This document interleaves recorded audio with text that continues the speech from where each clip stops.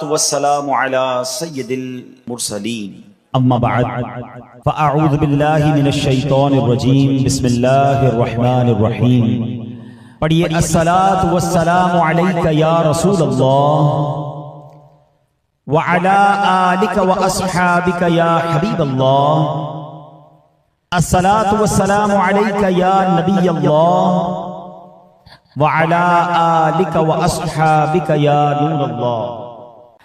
درود پاک پڑھنے کے بے شمار فضائل و برکات ہیں۔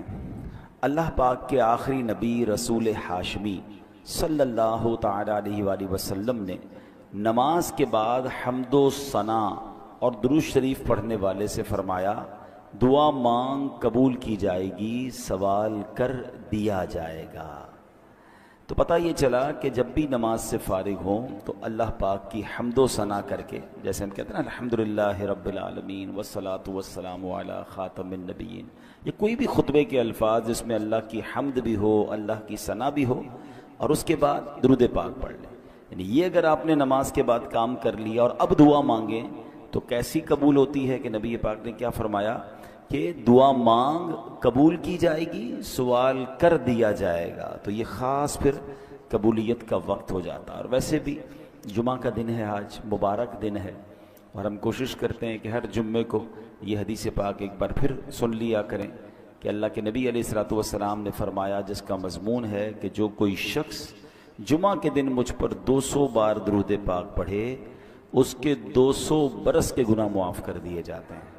تو خاص درود پاک پڑھنے کا دن ہے، تو کثرت کے ساتھ درود پاک پڑھتے رہا کریں۔ آئیے مل کر محبت کے ساتھ بآواز بلند درود پاک پڑھ لیں۔ صلو علی الحبیب صلی اللہ تعالی علی محمد صلی اللہ علیہ وسلم۔ دعائیں ہوتی ہیں مقبول اس وسیلے سے، خدا کی خاص عنایت درود پاک سے ہے۔ ازل کے دن سے میرے مصطفیٰ کے چرچے ہیں، تمام دہر پہ رحمت درود پاک سے ہے۔ اللہ درود پاک سے سچی محبت عطا فرمائے۔ جمعہ کا جو بیان ہوتا ہے اس میں الحمدللہ ہم قرآن کی باتیں، قرآن کریم فرقان حمید کی کچھ آیتیں، پھر اس کے بعد اس کا ترجمہ اور اس سے ملنے والے میسج کو سمجھنے کی کوشش کرتے ہیں۔ آج قرآن پاک کی جو آیت ہے، میں اگر یہ کہوں تو غلط نہ ہوگا کہ قرآن کی اگر مشہور ترین آیتوں میں سے ایک آیت ہے، ویری امپورٹنٹ اور بہت کمال کی آیت ہے۔ پارہ نمبر 2 ہے، سورہ بقرہ ہے، اور آیت نمبر ہے 154۔ اللہ کریم قرآن مجید میں ارشاد فرماتا ہے، وَلَا تَقُولُوا لِمَن يُقْتَلُ فِي سَبِيلِ اللَّهِ أَمْوَاتٌ بَلْ أَحْيَاءٌ وَلَٰكِن لَّا تَشْعُرُونَ۔ بڑی کمال کی آیت۔ اس کا ترجمہ کیا ہے؟ آسان ترجمہ قرآن کنز العرفان۔ اور جو اللہ کی راہ میں مارے جائیں انہیں مردہ نہ کہو، بلکہ وہ زندہ ہیں لیکن تمہیں اس کا شعور نہیں۔ انشاءاللہ اس آیت کے بارے میں جانیں گے، کچھ ذکر کرتے ہیں کربلا والوں کا، اور پھر اسی آیت کے تحت اس میں کچھ بات بھی کریں گے۔ روایت میں ہے کہ جنگ صفین کا موقع تھا، مولا کائنات مولا علی شیر خدا کرم اللہ تعالی وجہ الکریم میدان کربلا سے گزرے۔ یاد رہے یہ کربلا سے بہت پہلے کا واقعہ ہے۔ امام حسین کی جب شہادت ہوئی تو مولا علی تو پہلے ہی شہید ہو چکے تھے، تو یہ بہت پہلے کا واقعہ۔ اسی مقام سے ایگزیکٹلی اس میدان سے جب حضرت علی گزرے تو آپ نے وہاں نماز فجر ادا کی اور اس کی مٹی کو اٹھا کر سونگھا، اور پھر درد بھرے لہجے میں کہا، یہ وہ جگہ ہے جہاں ایک جماعت شہید کی جائے گی، وہ سب کے سب بغیر حساب کے جنت میں داخل ہوں گے۔ سبحان اللہ، کیا شان ہے شہدائے کربلا کی۔ اس روایت سے مولا علی شیر خدا کرم اللہ تعالی وجہ الکریم کو اللہ کی عطا سے جو علم غیب عطا کیا گیا تھا وہ بھی معلوم ہو رہا ہے، اور یہ واقعہ تو ابھی سالوں بعد ہونا ہے، لیکن مولا علی نے پہلے بتا دیا۔ چاہیں تو اشاروں سے اپنے کایا ہی پلٹ دیں دنیا کی، یہ شان ہے خدمت گاروں کی، تو سرکار کا عالم کیا ہوگا۔ اچھا، یہاں یہ بھی پتہ چلا کہ اس میدان پہ کربلا والے امام حسین اور ان کے خاندان والے آئیں گے، شہید ہوں گے، اور سب کے سب بلا حساب جنت میں جائیں گے۔ یہ بھی ان کا مقام پتہ چل رہا ہے۔ اب آتے ہیں آیت کریمہ کی طرف۔ اب کربلا میں شریک ہونے والے خوش نصیب حسینیوں کے بڑے بڑے فضائل ہیں، ان میں بعض تو صحابہ تھے، اور ہمارا سچا پکا عقیدہ ہے کہ ہر صحابی جنتی ہے۔ پھر اس لشکر حسین میں صحابہ بھی تھے، تابعین بھی تھے، یعنی وہ خوش نصیب تھے کہ جنہوں نے صحابہ کرام علیہم الرضوان کی صحبت پائی، یہ بھی بڑے اونچے رتبے والے تھے۔ پھر ان کا امام عالی مقام امام حسین کے ساتھ کربلا میں شریک ہونا، آپ پر اپنی جانیں قربان کرنا، یہ ایک اور عظیم فضیلت بنتی ہے۔ اللہ اکبر۔ اور پھر انہیں ایک اور بڑا مرتبہ کیا ملا کہ اللہ کریم نے انہیں شہادت عطا فرمائی۔ شہادت بہت بلند مرتبہ ہے، جیسا کہ ہم نے بھی قرآن پاک کی آیت میں سنا، وَلَا تَقُولُوا لِمَن يُقْتَلُ فِي سَبِيلِ اللَّهِ أَمْوَاتٌ بل احیاء ولکن لا تشعرون، اور جو اللہ کی راہ میں مارے جائیں انہیں مردہ نہ کہو بلکہ وہ زندہ ہیں لیکن تمہیں اس کا شعور نہیں۔ اب ذرا غور کیجئے، شہیدوں کی شان کیسی نرالی ہے۔ آدمی راہ خدا میں جہاد کرتے ہوئے لڑتے ہوئے مارا گیا، وفات ہو گئی، سر کٹ گیا، روح بدن سے نکل گئی، اسے کفن پہنایا، اس کی نماز جنازہ پڑھی، قبر میں اتارا، ظاہری آنکھیں دیکھ رہی ہیں کہ جناب آدمی کا انتقال ہو گیا ہے، مگر قرآن کیا کہہ رہا ہے؟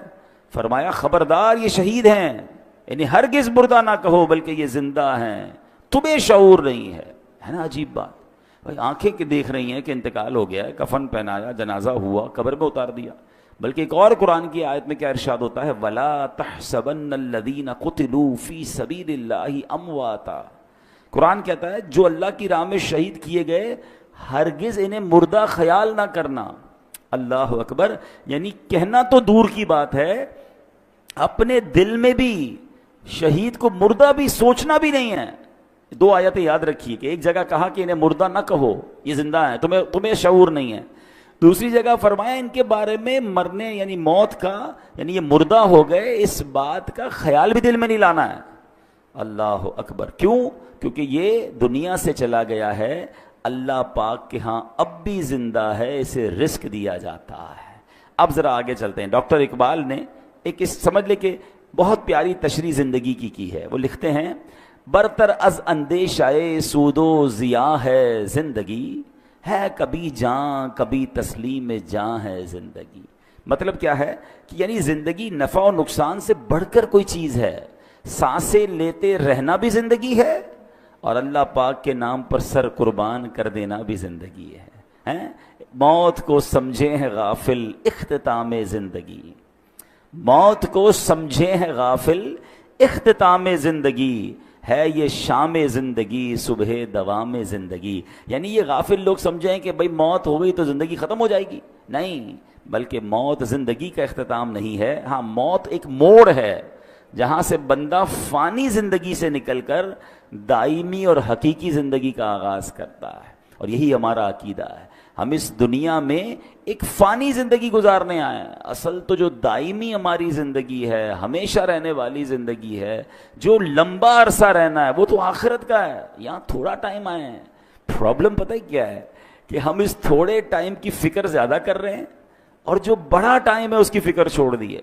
مثال کے طور پہ آپ دیکھیں نا کہ کچھ لوگوں سے پوچھا جائے کہ یار میں نے ایک جگہ، اب مثال کے طور پہ آپ جاتے ہیں کہیں ٹریول پہ جاتے ہیں 1 مہینے کے لیے، 15 دن کے لیے، تو آپ 15 دن 1 مہینے کے لیے جا کر وہاں گھر تو نہیں خریدتے نا، آپ کرائے کا گھر لے لیں گے، آپ ہوٹل میں رہ لیں گے، ٹھیک ہے نا، 1-2 بیگ ساتھ لے جائیں گے، پورا گھر اٹھا کے تو نہیں لے جائیں گے۔ کیوں؟ آپ کہیں گے واپس تو یہیں آنا ہے نا، اصل تو میرا گھر یہ ہے، میں تو ٹریولر کی حیثیت سے بندہ کرائے کے گھر میں زیادہ خرچ نہیں کرتا، کہتا ہے گھر کرائے کا ہے، اتنا سارا اس کے اوپر لگا دوں گا، میرا تھوڑی ہے، میرے تو چھوڑ کے چلے جانا ہے، کچھ عرصے کے لیے آیا ہوں۔ کراچی میں بھی کچھ لوگ ایسے ہوتے ہیں جو دیگر شہروں سے جاب کرنے آتے ہیں، کاروبار کرنے آتے ہیں، مگر اصل ان کا دھیان کیا ہوتا ہے کہ میری فیملی گاؤں میں ہے یا فلاں علاقے میں ہے، میں نے وہاں جانا ہے، میں نے گھر بھی بنانا ہے تو وہاں بنانا ہے، کیونکہ میرا مستقل ٹھکانہ یہ نہیں ہے۔ دنیا میں یہ ساری لاجک سمجھ آتی ہیں، مگر یہ کیوں نہیں سمجھ آتا کہ ایکچولی یہ پوری دنیا ہی میرا ٹھکانہ نہیں ہے، میں یہاں مسافر کی حیثیت سے ہوں، کوئی 50 سال کے لیے آیا ہے، کوئی 60 سال کے لیے آیا ہے، کوئی 70 سال کے بعد چلا جائے گا، ماں باپ کی دعا لگ گئی تو 80-100 سال اس کے بعد تو چلا ہی جائے گا نا، وہاں 25-50-100 سال کی کہانی نہیں ہے۔ ذرا سمجھیے، حضرت آدم سے لے کر آج تک لوگ قبروں میں جا رہے ہیں، کہاں ہیں وہ؟ بتائیے نا، کہاں ہیں؟ قبروں میں ہے نا، ہزاروں سال ہو گئے، ہزاروں سال سے قبر میں ہے کوئی بندہ، تو بتاؤ دنیا میں تو 60-70 سال رہا، قبر میں ہزاروں سال سے ہے، تو اس کا مطلب بڑا ٹھکانہ تو قبر تھا۔ گھر کی فکر زیادہ ہونی چاہیے تھی، قبر کی زیادہ ہونی چاہیے تھی. میں اور آپ مریں گے، وی ڈونٹ نو کہ کب تک قیامت آئے گی. بھائی پتہ نہیں 500 سال، 1000 سال، 2000 سال میں نے قبر میں رہنا ہے. اور قبر ایک باکس کا نام نہیں ہے. یہ غیر مسلموں کا عقیدہ ضرور ہوتا ہوگا کہ جناب بندہ قبر میں جائے اور اس کے بعد اس کا فنش سب ختم. نہیں، ہمارا ایمان ہے کہ قبر میں حساب سوال بھی ہوں گے، قبر میں جناب عذاب اور جزا ہوگی. نبی پاک علیہ الصلوۃ والسلام نے واضح طور پر فرمایا، میرا ایمان، میں نے کلمہ پڑھا ہے اپنے نبی علیہ السلام کا، ان کا فرمان میرے لیے آخری دلیل. میرے آقا فرماتے ہیں جس کا مضمون ہے قبر دو طرح کی ہوتی ہے. قبرستان جاتے ہیں نا، قبرستان میں اوپر سے قبریں ایک جیسی دکھتی ہیں. ہاں، وہ ایک جملہ ہے نا، محاورہ، قبر کا حال مردہ جانتا. بالکل ٹھیک ہے. آپ مثال کے طور پہ ڈیفینس میں چلے جائیں یا کسی ایسی سوسائٹی میں جائیں کہ جس سوسائٹی میں سوسائٹی والوں نے ایک جیسے بنگلے بنائے ہوں، تو آپ کیا کہیں گے؟ یار بنگلے دیکھ کے تو پتہ ہی نہیں چلتا اندر امیر کون ہے غریب کون ہے. پاکستان میں تو خیر اب ہر اسٹائل کا گھر دیکھ کر اندازہ ہو جاتا ہے. اگر آپ یو کے جائیں یا بیرون ملک میں کئی ایسے ملک ہیں جہاں سب گھر ایک جیسے ہوتے ہیں، اندر رہنے والے کا پتہ ہی نہیں چلتا کہ اس میں سے امیر کون ہے غریب کون ہے، کیونکہ سب کے گھر ایک جیسے ہیں. بالکل اسی طرح قبرستان ہوتا ہے، سب کی قبریں اوپر سے ایک جیسی دکھتی ہیں، مگر ہمیں نہیں پتا کہ کس کی قبر میں عذاب ہو رہا ہے، کس کی قبر جنت کا باغ بنی ہوئی ہے. میرے نبی علیہ الصلوۃ والسلام نے فرمایا نا کہ قبر دو طرح کی ہوتی ہے. دیر از نو تھرڈ آپشن. ہاں، ایک اور بات سمجھیے، کراچی کی بات کر لیتے ہیں. کراچی میں رہنے کے کتنے سارے آپشنز ہیں، کتنی ساری کیٹیگریز بنتی ہیں. اگر غور کریں، کچھ لوگ ہیں جو روڈ پہ سوتے ہیں، غریب ہیں بیچارے، گھر نہیں ہیں. ایسے بھی آپ کو لوگ کراچی میں ملیں گے. کچھ لوگ ہیں جو بیچارے جھونپڑیوں میں رہتے ہیں، ان سے اوپر ہیں مگر بہت غریب ہیں، بیچارے جھونپڑیاں بنا کے رہتے ہیں. اور اوپر جائیں تو کچھ لوگ ہوں گے جو غریب علاقوں میں رہتے ہیں، جس کو ہم لوور کلاس کہتے ہیں. ٹھیک ہے. پھر اس کے بعد اس سے تھوڑا سا بہتر علاقہ آ جائے گا تو اس کو لوور مڈل کلاس کہتے ہیں. ٹھیک ہے. پھر اس کے بعد مڈل کلاس کے علاقے آتے ہیں. اوپر چلیں تو اپر مڈل کلاس ہے. پھر اس کے بعد اپر کلاس ہے، اور آگے جائیں تو کہتے ہیں ایلیٹ کلاس ہے. یہ کتنے کیٹیگری بن گئی ہیں. کراچی میں میرے حساب سے 15 لاکھ کے گھر میں بھی کوئی رہتا ہے اور 150 کروڑ کے گھر میں بھی کوئی رہتا ہوگا. کتنا فرق ہے نا. تو کیٹیگریز ہیں، مگر قبر میں دو ہی کیٹیگریز ہیں، یہ سمجھنا ہے. نبی پاک نے فرمایا دو کے علاوہ تیسری نہیں ہے. قبر دو طرح کی ہوتی ہے. اب میں نے اور آپ نے چوز کرنا ہے اسی زندگی میں لائف اچھی گزار کر کے ان دو میں سے کون سی کیٹیگری میں جانا ہے. آقا فرماتے ہیں یا تو جنت کے باغوں میں سے ایک باغ ہوتی ہے، یا تو دوزخ کے گھڑوں میں سے ایک گھڑا. اب پلیز اس بات کو ریئلائز کیجئے، میں ادھر ہمیشہ نہیں رہوں گا. میرا پہلا ٹھکانہ قبر ہے، وہ تو اچھی بنے، دو میں سے ایک ہی بنے گی نا، یا تو جنت کا باغ یا جہنم کا گھڑا. فیصلہ کیسے ہوگا؟ فیصلہ اس لائف سے ہوگا کہ جو دنیا میں 50 60 70 سال گزار کر لائے، وہ ایسی گزاری کہ اللہ راضی، اس کے حبیب راضی، تو پھر تو جنت کے مزے ہیں قبر میں، پھر تو ٹینشن ہی نہیں ہے. حدیث پاک کے ایک الفاظ ہیں بڑے پیارے ہیں کہ جب اللہ کا نیک بندہ قبر میں جاتا ہے نا، جس سے رب راضی ہو، تو پتہ ہے اس کو فرشتے آ کے کیا کہتے ہیں؟ نم کا نومت العروس، سو جا کہ جیسے دلہن سوتی ہے، سکون سے. ہاں، جنت کی کھڑکی کھل جائے اور وہ مزے میں.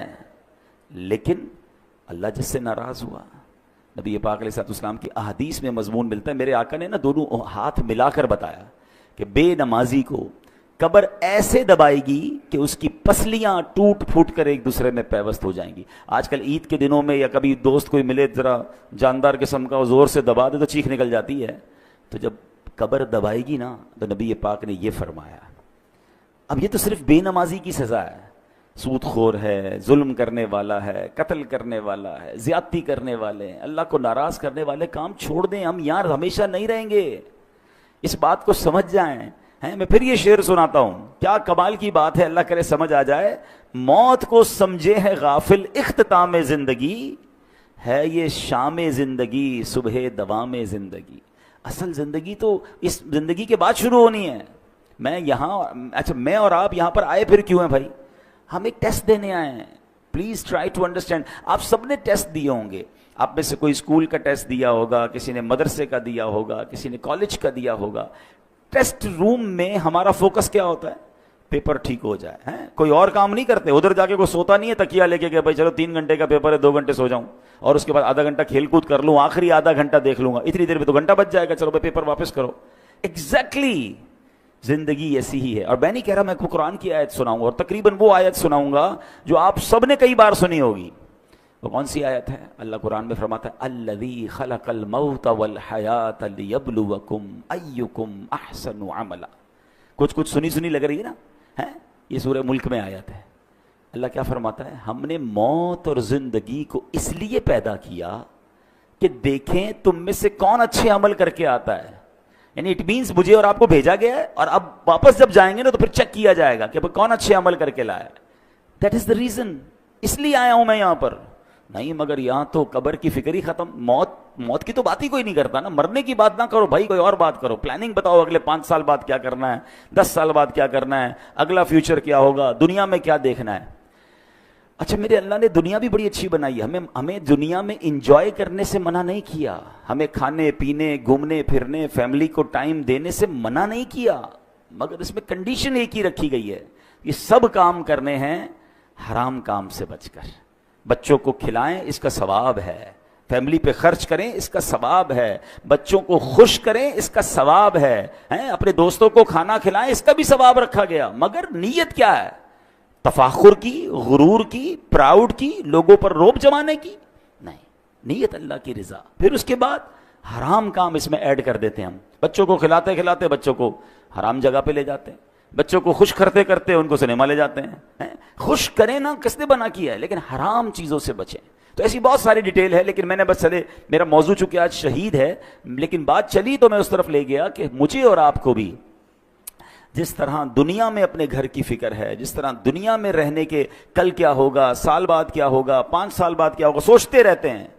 تو یار یہ تو سوچو قبر میں کیا ہوگا، وہاں سوالات کے جوابات دے سکوں گا کہ نہیں، میری قبر جنت کا باغ بنے گی کہ نہیں. اچھا قبر پہ ہی معاملہ ختم تھوڑی ہے، قبر کے بعد تو پھر محشر کا دن ہے، اور پھر آگے جنت اور دوزخ کا فیصلہ ہے. لیکن بڑی خوبصورت بات علماء فرماتے ہیں، قبر پہلی منزل ہے.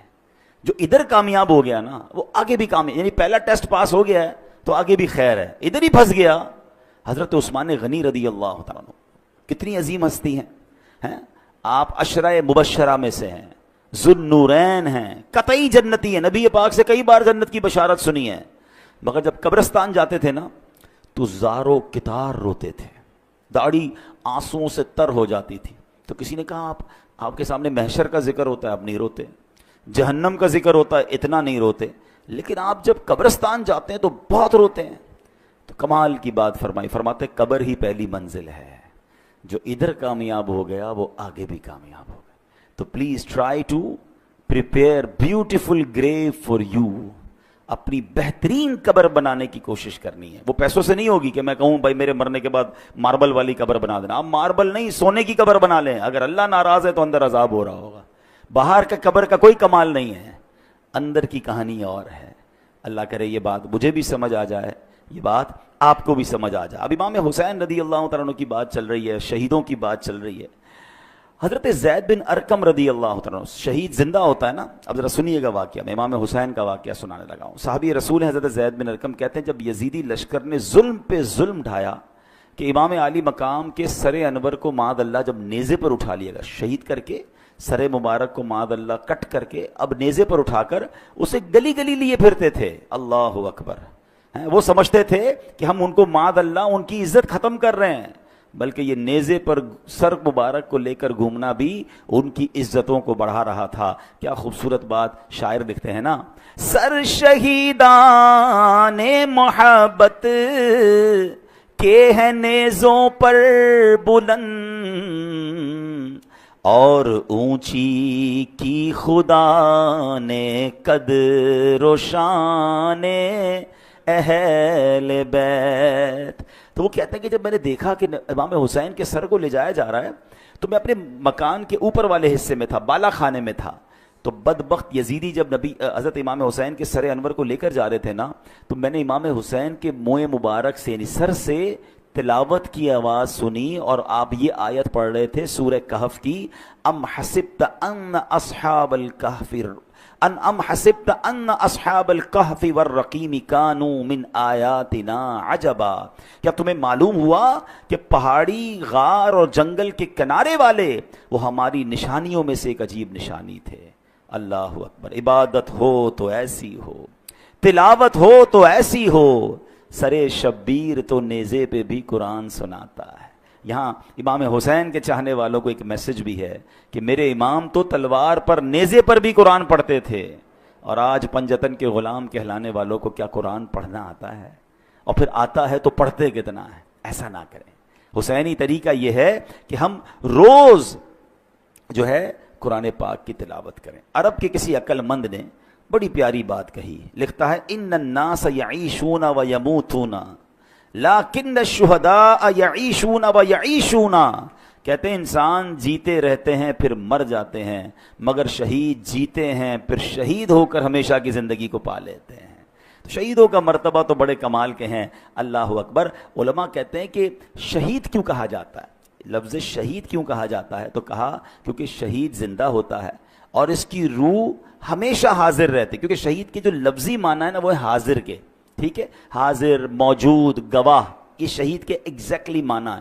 تو جو اللہ کی راہ میں شہید ہوتے ہیں ان کو شہید کیوں کہتے ہیں؟ فرمایا کہ شہید تو زندہ ہوتا ہے، اس کی روح ہمیشہ حاضر ہی رہتی ہے، لہٰذا اسے شہید کہا جاتا ہے۔ ایک وجہ فرمائی کہ اللہ پاک اور فرشتے اس کے جنتی ہونے کے گواہ ہو جاتے ہیں، اس لیے اس کو شہید کہا جاتا ہے۔ جیسے اس کی روح نکلتی ہے، جنتی انعامات دیکھ لیتی ہے، یہ روح نکلتے وقت صرف رحمت کے فرشتوں کو دیکھتا ہے، عذاب کے فرشتوں کو نہیں دیکھتا، اور شہید کے لیے فرشتے اس کے اچھے خاتمے کے گواہ ہوتے ہیں، اس لیے اس کو شہید کہا جاتا ہے۔ اللہ اکبر۔ مفتی احمد یار خان نعیمی رحمۃ اللہ تعالی علیہ نے اس کی بڑی پیاری وجہ لکھی، وہ فرماتے ہیں دیگر مسلمان قیامت کے دن حساب کتاب سے فارغ ہو کر جنت میں پہنچیں گے، اس سے پہلے ان کی قبر میں جنت کی ایک کھڑکی کھولی جاتی ہے، مگر شہید وہ خوش بخت ہے کہ روح نکلتے ہی وہ ڈائریکٹ جنت میں پہنچ جاتا ہے، وہاں کی سیر بھی کرتا ہے، وہاں کے رزق بھی کھاتا ہے۔ تو یہ مرتبہ ہوتا ہے شہید کا، اور شہید سے اللہ کریم جب قیامت کے دن پوچھے گا نا کہ اور تمہیں کچھ چاہیے، تو کہیں گے یا اللہ تو نے جنت کی سیر کی اجازت دی ہے، ہم جنت کا نعمتیں کھاتے ہیں، اور کیا چاہیے؟ اور کچھ چاہیے۔ جب 3 بار سوال ہوگا، اللہ اکبر، تو پھر شہید کہے گا کہ یا اللہ مجھے واپس بھیج دے، میں پھر تیری راہ میں شہید ہونا چاہتا ہوں۔ شہادت کا مرتبہ اور اس کا لطف اور اس کا مزہ یہ ہے کہ بندہ پھر شہید ہونا چاہتا ہے۔ تو یہ ہے شہیدوں کا مرتبہ اور کمال۔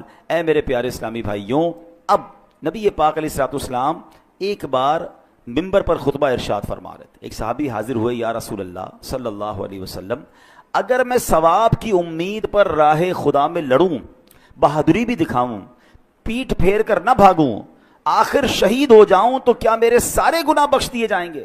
فرمایا ہاں، تمہارے سارے گناہ بخش دیے جائیں گے، مگر قرض کی معافی نہیں ہوگی۔ ابھی تک تو ہم شہید کا مرتبہ سن رہے ہیں نا، مگر اب ذرا یہ بات غور سے سنیے۔ نبی پاک ایک حدیث میں میرا آقا نے فرمایا اول ما یحراق من دم الشہید یغفر له ذنبه كله الا الدین۔ آقا فرماتے ہیں شہید کے خون کا پہلا قطرہ گرتے ہی اس کے سب گناہ بخش دیے جائیں گے، ہاں قرض معاف نہیں ہوتا۔ نبی پاک علیہ الصلوۃ والسلام کا یہ معمول تھا کہ جب جنازہ آتا نا تو آپ پوچھتے تھے کہ اس پر کوئی قرض تو نہیں ہے، اور جب قرض ہوتا تو آقا فرماتے میں جنازہ نہیں پڑھاؤں گا، یا فرماتے کہ کوئی قرض کا ضامن بن جائے پھر میں جنازہ پڑھاؤں گا۔ حالانکہ جس کے اوپر قرض ہو، اس کا انتقال ہو، اس کا جنازہ پڑھنا جائز ہے، مگر نبی پاک علیہ الصلوۃ والسلام اس کی اہمیت بیان کرنے کے لیے فرمایا کرتے تھے۔ تو نبی پاک نے ایک بار فرمایا، ایک جنازہ لایا گیا نا، حضرت انس بیان کرتے ہیں کہ نبی پاک علیہ الصلوۃ والسلام کی بارگاہ میں ایک جنازہ لایا گیا، تو پیارے آقا نے پوچھا کہ اس پر کوئی قرض ہے؟ لوگوں نے عرض کی جی ہاں یا رسول اللہ، اس پر قرض ہے۔ ارشاد فرمایا ایسے آدمی پر میرا جنازہ پڑھنا کیا فائدہ دے گا جس کی روح قرض کے بدلے اس کی قبر میں گروی رکھی ہوئی ہے، گروی رکھی ہوئی ہو اور آسمان کی طرف بلند نہ ہو۔ اگر تم میں سے کوئی اس کے قرض کا ضامن بنتا ہے تو میں اس کی نماز جنازہ پڑھا لیتا ہوں، کیونکہ میرا اس کی نماز جنازہ پڑھنا اسے نفع دے گا۔ یعنی قبر میں روح گروی رکھ دی جاتی ہے، آسمان کی طرف بلند نہیں ہوتی ہے اگر کوئی مقروض ہو کر مرتا ہے۔ اے میرے پیارے اسلامی بھائیوں، آج کتنا یہ چیز وبا عام ہو گئی ہے، لوگ لاکھوں روپے دبا لیتے ہیں۔ کاروباری لوگ مجھے سن رہے ہیں، بعد میں یہ بیان سنا جائے گا، کبھی بھی قرض نہ لیں، قرض کی کوشش کریں کہ آپ پر قرض ہی نہ آئے، لیکن اگر قرض لیں تو پھر اسے وقت پر ادا کریں۔ ہاں آج کل تو معاملہ ہی الگ ہے نا، قرض لیتے وقت بندہ اور ہوتا ہے اور لینے کے بعد انداز ہی بدل جاتا ہے. بندہ کہتا ہے یہ وہی آدمی تھا جس کو پیسے دیے، بڑی منتیں کر کے بڑی ریکویسٹ کر کے پیسے لیے تھے، اب پیسے لینے کے بعد نہ فون اٹھا رہا ہے نہ جواب دے رہا ہے، بیچارہ جس کے پیسے وہ دھکے کھا رہا ہے. یہ نہ کیا کریں. روایتوں میں آتا ہے اگر کسی نے کسی کی رقم دینی ہے اور پیسے ہوتے ہوئے نہیں دے رہا ہے، ایک تو نا کہ ختم ہو گیا، اس کی الگ ایک پوری تفصیل ہے، لیکن اگر اس کے پاس ایسا کچھ ہے کہ اپنا سامان بیچ کر اپنی تمام چیزیں بیچ کر قرض ادا کر سکتا ہے تو اس کو کرنا پڑے گا، ورنہ ہر لمحے گناہگار ہو رہا ہے، اس کے گناہوں کا میٹر شروع ہو رہا ہے. تو کبھی بھی ایسا نہ کریں. قرض لیں تو اچھی نیتوں سے لیں، وقت سے پہلے لوٹائیں. پھنس گئے ہیں تو جواب تو دیں، رپلائی تو دیں، اس کے پاس جا کر معذرت کریں اس سے کہ بھائی میں پریشان ہوں، مجھے تھوڑا اور وقت دے دو. لیکن اب تو معاملہ ہی الگ ہے، بندہ ہی غائب ہو جاتا ہے. آج غائب ہو جاؤ گے پھر کیا ہوگا قبر میں؟ پتہ ہے قیامت کے دن ان پیسوں کے بدلے نیکیاں دینی پڑیں گی. وہاں پیسے نہیں ہوں گے کہ بھائی یا اللہ میں نے اس کے 2 لاکھ لیے تھے، محشر کے دن میں 2 لاکھ دے رہا ہوں. نہیں، وہاں چیک بک نہیں ہوگی. وہاں کیا ہوگا؟ روایتوں میں آتا ہے کہ جو اعلیٰ حضرت امام اہل سنت لکھتے ہیں کہ جو کسی کے 3 پیسے جان بوجھ کر دبا لے. 3 پیسوں کی ویلیو کیا ہے؟ آج کل تو لوگ پتہ نہیں کتنا زمینوں پہ قبضہ کر رہے ہیں، پیسے دبا رہے ہیں. فرمایا اسے قیامت کے دن 700 مقبول با جماعت نمازیں دینی پڑ جائیں گی. ایک طرف 3 پیسے ہوں گے، اس کے بدلے دینا کیا پڑے گا؟ 700، وہ بھی مقبول با جماعت نمازیں. جس نے کروڑوں کھائے ہیں، جس نے زمینوں پہ قبضہ کیا ہے، جو لوگوں کا پیسہ نہیں لوٹا رہا ہے، وہ کیا جواب دے گا قیامت؟ نبی پاک نے جنازہ پڑھانے سے منع فرما دیا. اے میرے پیارے اسلام بھائی، نبی پاک نے ارشاد فرمایا جن گناہوں سے اللہ پاک نے منع کیا ہے ان میں سے رب کریم کے نزدیک سب سے بڑا جرم یہ ہے کہ انسان قرض لے کر مرے جس کی ادائیگی کے لیے مال نہ چھوڑے. تو یہ نہ کیا کریں. ہاں اب ایک اور پرابلم، پیسے لیے کاروبار میں تو چلتا رہتا ہے، بھائی کسی کا کریڈٹ ہے، کسی کا ڈیٹ ہے، میں نے کسی کو پیسے دینے ہیں، کسی سے لینے ہیں، لیکن اس کو اچھی طریقے سے لکھت پڑھت کریں، وقت پر پیسے دیا کریں. اور اگر آپ کو لگتا ہے کہ ابھی جس کو دینے وہ نہیں مل رہا یا آگے پیچھے ہو گیا تو اس کو وصیت کر کے جائیں، اپنے بچوں کو بتا کر جائیں. کسی کا انتقال ہوتا ہے، اگلے لوگ پریشان ہو جاتے ہیں کہ یار اس نے کسی کو گھر میں بتایا نہیں میرے پیسے ہیں. یعنی کتنی عجیب بات ہے کہ میں نے کسی کو رقم دینی ہے یا اس کی کوئی امانت میرے پاس ہے، میرے سوا کسی کو پتہ ہی نہیں ہے. یہ بہت بڑی بے وقوفی اور جہالت ہے جو عذاب قبر میں گرفتار کر سکتی ہے. بھائی اگر آپ کو کسی نے امانت دی ہے، کوئی رقم دی ہے، تو آپ لکھیں اس کو، اپنے بچوں کو بتائیں، اس کو بھی بتا دیں کہ بھائی مجھے کچھ ہو گیا تو یہ میرا بیٹا ہے، یہ میری فیملی ہے، تمہیں یہاں سے مل جائیں گے، تاکہ اس کو بھی تسلی ہو. آج کل تو اچھا یہ بھی ہمارے لوگ بھی بڑے بھولے بھالے ہیں، کروڑوں روپے کا کاروبار کریں گے، گھر میں کسی کو نہیں جانتے، صرف اسی کو جانتے ہیں، نہ اس کے بیٹے کا پتہ نہ گھر کا پتہ، بعضوں کا تو گھر کدھر ہے یہ بھی نہیں پتا. تو اگر جینے کی تمنا ہے تو کچھ پہچان پیدا کر ہے، تبھی تو شریعت کہتی ہے کہ لکھت پڑھت کر لیں، کوئی کانٹریکٹ کر لیں، 2 گواہ ہونے چاہیے، کل کچھ ہو گیا تو آپ کے پاس کوئی چیز تو ہو.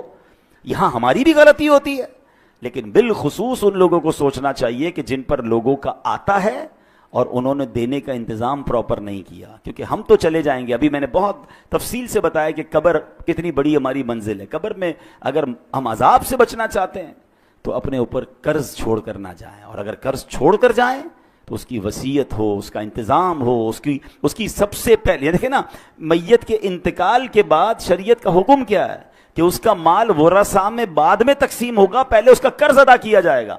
لیکن میں نے اگر قرض بتایا ہی نہیں کسی کو، گھر والوں کو، اور بعد میں گھر والوں کی تربیت بھی نہیں کی، بھائی ابو مر گئے، بھائی اب ابو سے بات کریں، ہم نے نہیں دینا. بیٹے بھی ایسے کہہ دیتے ہیں. ان بیٹوں کو بھی چاہیے، ان اولاد کو بھی چاہیے کہ اپنے باپ پر، مرحوم پر بوجھ نہ رکھیں قرض کا. کہ آپ نے حدیث پاک سن لی ہے کہ نبی پاک نے جنازہ پڑھانے سے انکار فرمایا. اس سے بڑی تنبیہ کیا ہو سکتی ہے؟ اللہ کرے کہ یہ بات ہمیں سمجھ آ جائے. ہم شہیدوں کے حوالے سے بات کر رہے تھے. اب یہاں پر ہم دیکھیں نا، آج کے دور میں تو جہاد کرنا، دشمن فوج سے لڑنا اسلامی ریاست میں پہلے فوج کا کام ہے. اللہ پاک ہمارے ان فوجی جوانوں کو سلامت رکھے جو ہماری سرحدوں کی حفاظت کرتے ہیں اور اللہ کی راہ میں شہید ہوتے ہیں. لیکن ہم کیسے شہید کا رتبہ پائیں؟ ہم تو سویلین ہیں. سبحان اللہ، ہمارا اسلام کتنا کمپلیٹ ہے. اب سنیے نبی پاک علیہ الصلوۃ والسلام نے کیا خوبصورت فرمایا، من سأل اللہ الشہادۃ مخلصا اعطاہ اللہ اجر شہید وان مات علی فراشہ. میرے آقا فرماتے ہیں مسند امام احمد کی حدیث کہ جو سچے دل سے شہادت کی دعا کرے وہ اگرچہ بستر پر ہی مر جائے، اللہ پاک اسے شہیدوں والا ثواب عطا فرمائے گا. ہم دعا تو کر سکتے ہیں نا کہ اللہ مجھے شہادت والی موت عطا فرما. اچھا حضرت عمر فاروق رضی اللہ تعالیٰ کمال دیکھیں, آپ کی دعا کیا تھی؟ اللہم ارزقنا شہادتا فی سبیلک واجعل موتی فی بلد رسولک. اے اللہ مجھے شہادت والی تیری راہ میں موت بھی دے اور تیرے حبیب علیہ الصلوۃ والسلام کے شہر مدینے میں موت دے. اچھا اس زمانے میں صحابہ کرام حیران ہوتے تھے کہ حضرت عمر کیسی دعا کر رہے ہیں, مدینہ کیپٹل ہے, اس پر تو حملہ نہیں ہونا, ادھر تو فوج بھی ہے, چیزیں ہیں, یہاں کیسے شہادت ملے گی ان کو؟ یہ دعا کرتے رہتے تھے. اللہ نے کیسی دعا قبول کی کہ عین مدینہ پاک میں مسجد نبوی کے اندر مصلی رسول پر امام حضرت عمر فاروق نماز فجر پڑھا رہے ہیں. آپ جگہ تو دیکھیں, مسجد نبوی, نبی پاک کا مصلی اور فجر کی نماز کی امامت کر رہے ہیں, اور اس نماز کے اوپر آپ پر, نماز کے دوران آپ پر حملہ ہوتا ہے اور اللہ کریم آپ کو شہادت کا مرتبہ عطا فرماتا ہے. تمنا تھی نا, ہم تو یہ تمنا بھی نہیں کر رہے ہوتے.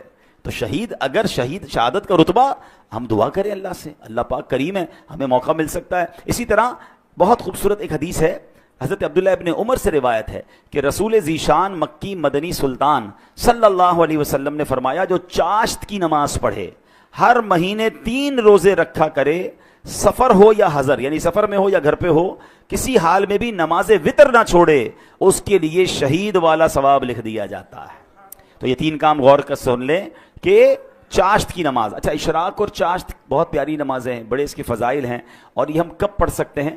جب فجر کا وقت ختم ہوتا ہے نا, آپ ٹائم ٹیبل پہ دیکھ سکتے ہیں, اس کے 20 منٹ گزرنے کے بعد آپ اشراق اور چاشت کے نوافل پڑھ سکتے ہیں. اس کے کم از کم 2 رکعتیں پڑھ لیں, زیادہ بھی پڑھ سکتے ہیں. اور سبحان اللہ, اشراق و چاشت کی بڑی فضیلتیں ہیں. اور پھر یہ جو ہر مہینے 3 روزے رکھنے ہیں, اس میں اچھا یہ ہے کہ ایام 20 کے روزے رکھ لیے جائیں. ہر اسلامی تاریخ کی 13, 14, 15 تاریخ کو ایام 20 کہا جاتا ہے. ان دنوں میں اگر آپ روزے رکھ لیں گے انشاءاللہ تو سبحان اللہ یہ سنت کی ادائیگی کی نیت سے پیر کا روزہ بھی رکھ سکتے ہیں. تو یہ 3 روزے اگر اللہ کرے ہماری عادت بن جائے تو شہادت کا مرتبہ مل رہا ہے, تو اور کیا چاہیے. حضرت ابو قتادہ انصاری رضی اللہ تعالیٰ عنہ فرماتے ہیں, نبی پاک علیہ الصلوۃ والسلام سے ہر پیر کے روزے کے بارے میں عرض کیا گیا کہ حضور آپ پیر کا روزہ رکھا کرتے ہیں, تو ارشاد فرمایا اسی دن میری ولادت ہوئی اور اسی دن مجھ پر وحی نازل ہوئی تھی. تو بہرحال اللہ کریم ہمیں ان نیکیوں پر عمل کرنے کی توفیق عطا فرمائے. اور آج جو ہم نے شہادت کے بارے میں سنا, اس کے بارے میں بھی, پھر قبر کے بارے میں ہم نے سنا کہ قبر کی تیاری کیسے کرنی ہے, پھر ہم نے قرض کے بارے میں سنا کہ قرض کے معاملات پر کتنا خیال رکھنا ہے. زندگی کا ایک اصول بنا لیں کہ میرے اوپر, میری ذات پر کسی کا کچھ رہ نہ جائے, جو بھی ہے ڈھونڈ کر تلاش کر کے اس کو پہنچائیں. دیر ہو گئی ہے تو معافی دنیا میں مانگ لیں, کیونکہ آخرت میں ہم حساب نہیں کر سکیں گے. اور ہم نے ایک اور چیز دیکھی ہے کہ جس کسی نے کسی کے پیسے کھائے ہیں, مال دبایا ہے, دنیا میں بھی اسے برباد ہوتے دیکھا ہے, اور جس کا کھایا گیا ہے نا, ہم نے حیرت انگیز طور پر ایسا دیکھا ہے کہ اللہ نے اس سے زیادہ اسے عطا فرما دیا ہے. تو مظلوم کی مدد غیب سے ہوتی ہے, ظالم برباد ہوتا ہے. اللہ ہمیں یہ سوچ نصیب فرمائے. اور یہاں پر ایک آخری بات کر کے اپنی گفتگو ختم کرتا ہوں کہ ہم نے قرآن کی آیت سے اپنے بیان کو شروع کیا تھا کہ اللہ کی راہ میں شہید ہونے والے کو مردہ نہ کہو, تمہیں شعور نہیں ہے وہ اللہ کی بارگاہ میں زندہ ہیں. تو اب ذرا ٹیکنیکلی اور لاجیکلی سمجھ لیں کہ اگر کسی نبی کا امتی شہید ہو جائے, ٹھیک ہے, وہ شہید ہو جائے تو وہ اللہ کی بارگاہ میں زندہ ہے, تو پھر نبی کی جو زندگی ہے اس کا عالم کیا ہوگا. وہ تو اس امت کے بھی آقا ہیں. تو سبحان اللہ, احادیث میں بھی یہ مضمون ملتا ہے کہ اللہ نے زمین پر حرام قرار دیا ہے کہ وہ انبیاء کے جسموں کو کھائے. انبیاء حیات ہوتے ہیں اور وہاں انہیں رزق دیا جاتا ہے. یہ کمال ہے اللہ کی عطاؤں سے. تو بہرحال آج قرآن و حدیث کے ذریعے ہم نے یہ شہید کے فضائل سنے ہیں. اللہ کریم ہمیں بھی ایمان اور عافیت کے ساتھ, اے کاش مدینہ منورہ میں شہادت کی موت نصیب فرمائے. آئیے حضرت عمر فاروق اعظم رضی اللہ تعالیٰ عنہ کی اسی دعا پر اپنے بیان کو اختتام کرتے ہیں. آپ چاہیں تو مل کر آمین کہہ دیجئے گا. اللہم ارزقنا شہادتن فی سبیلک واجعل موت